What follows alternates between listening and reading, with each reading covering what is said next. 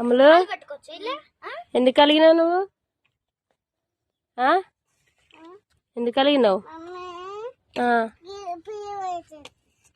పులిహోర వేసి పసుపు తక్కువ వేసి అరగదు. మా బంట అయితే ఏం లేదు. ఇక ఏ వీడియో తమ్మునికి ఉన్నా? తమ్మునికి నీకు నాకా? తమ్ముడు ఆడుండని చూపిస్తుంది. చిన్న తమ్మునికా? తినడుగా చిన్న తమ్ముడు. ఉగ్గు పెడతారు.